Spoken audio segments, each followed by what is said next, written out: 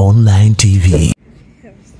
Safu yetu ya huku ya meza kuu nafikiri wote mnaiona, mambo mengi sana mmetukubalia yapite bila matatizo yoyote.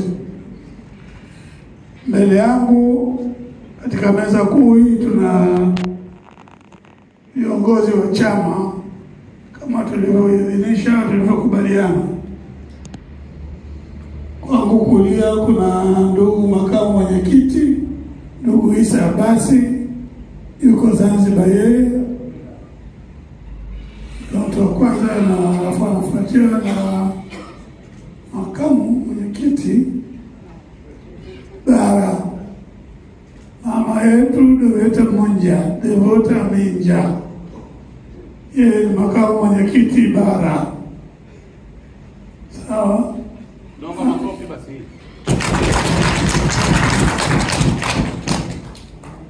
Na anafuatiwa hapa baada ya mimi ndugu Salim Mwalimu, katibu mkuu.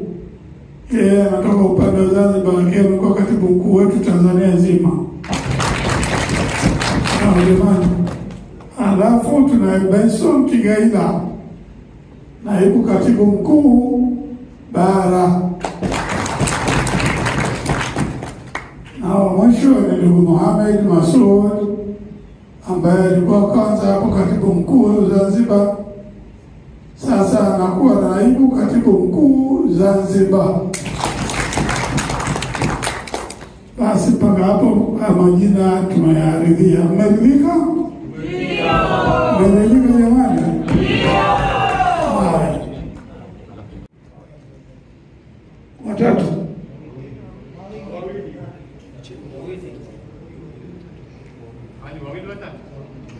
Waliobaki atakuwa ni nani?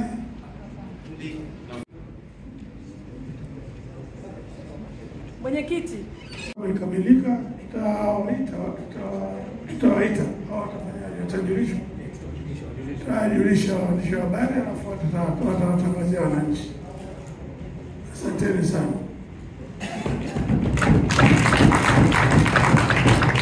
Naibu makamu mwenyekiti, kwa sababu hiyo ni kazi ya kikatiba ya mkutano mkuu, lakini kwa kuwa nafasi ilikuwa wazi, halmashauri kuu ya taifa imemkaimisha Mheshimiwa Devota Minja hiyo nafasi mpaka pale mkutano mkuu utakapoitishwa na kumthibitisha rasmi.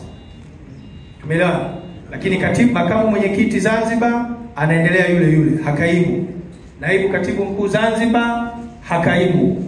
Naibu katibu mkuu bara hakaimu, kwa sababu halmashauri kuu ndio yenye jukumu kwa mujibu wa katiba ya kuteua naibu katibu mkuu bara na naibu katibu mkuu Zanzibar pamoja na katibu mkuu. Kwa hiyo nafasi zilizojazwa leo 3 ya katibu mkuu imemalizwa kwa sababu ni kazi ya halmashauri kuu. Ya naibu katibu mkuu bara imemalizwa kwa sababu ni kazi ya halmashauri kuu ya taifa, na naibu katibu mkuu Zanzibar imemalizwa kwa sababu ni kazi ya halmashauri kuu ya taifa. Isipokuwa kuna nafasi 3 za wajumbe wa kamati kuu, hizo zinapaswa zithibitishwe na halmashauri kuu ya taifa, lakini halmashauri kuu ya taifa imekasimisha madaraka yake kwa kamati kuu kwenda kufanyia kazi jambo hilo, na nafasi zitakapopatikana basi tutawatangazia waandishi wa habari.